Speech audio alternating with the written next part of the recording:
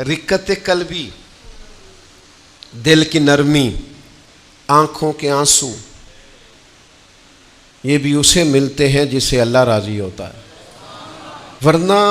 مجرموں جیسی زندگی گزار کے بھی لوگوں کی آنکھوں میں ندامت کے آنسو نہیں ہوتے، ورنہ ان کے پاس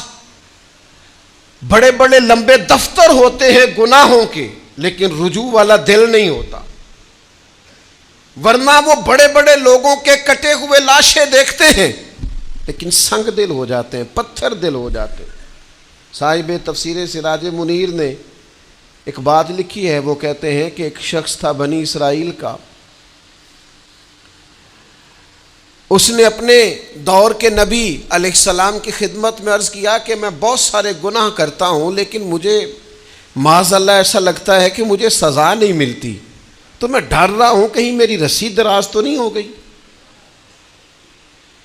جرموں کی لائن بڑی لمبی ہے اور گناہوں کی فہرست بڑی طویل ہے، لیکن سزا نہیں مل رہی، بلکہ نعمتیں بڑھتی جا رہی ہیں، دنیاوی طور پر میرے پاس مال بڑھتا جا رہا ہے، تو یہ کیا ماجرا ہے؟ اللہ تبارک و تعالیٰ کی عالی مرتبہ بارگاہ میں اس نبی نے عرض کی، مالک میرا یہ امتی کہتا ہے کہ یہ معمہ کیا ہے؟ تو اللہ تبارک و تعالیٰ نے ارشاد فرمایا، اس سے کہہ دو یہ جو تمہارا دل سخت ہو گیا ہے اور آنکھوں میں آنسو خشک ہو گئے ہیں تو یہ میری سزا ہی تو ہے۔ ایک روحانی قاعدہ بھی تو ہے نا کہ دل کی نرمی۔ حضور سید عالم صلی اللہ علیہ وسلم نے فرمایا، جس کی آنکھ سے اللہ کے خوف سے اتنا آنسو بھی نکل جائے جتنا مچھر کا پر ہوتا ہے، اس بندے کا دوزخ میں جانا اتنا ہی مشکل ہے جتنا بھینس کے تھنوں سے نکلے ہوئے دودھ کا دوبارہ تھنوں میں جانا مشکل ہے۔ اللہ رحمت کا فیصلہ اس بندے کے لیے کر دیتا ہے۔ ترغیب و ترہیب میں حافظ منذری حدیث لائے۔ میرے عزیز، یاد رکھنے کا مقام ہے کہ دل کی سختی، آنکھوں کا خشک ہونا، یہ بھی تو سزا ہے نا۔ ہم سمجھتے ہیں کہ شاید سزا کسی اور بات کا نام ہے،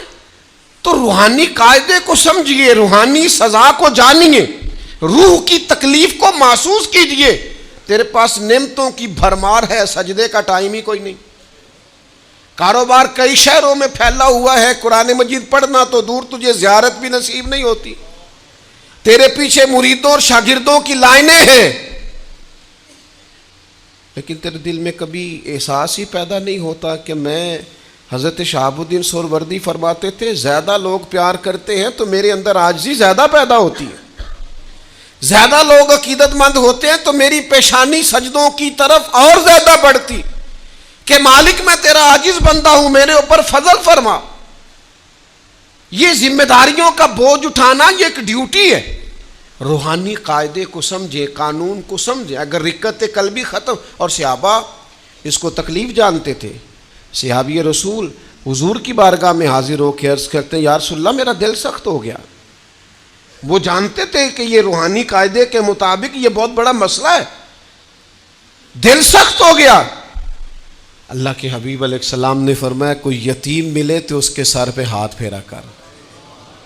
اللہ تیرے دل کو نرمی عطا فرمائے گا، رقت عطا کرے گا، تیری طبیعت کے اندر اللہ تعالیٰ نرمی لائے۔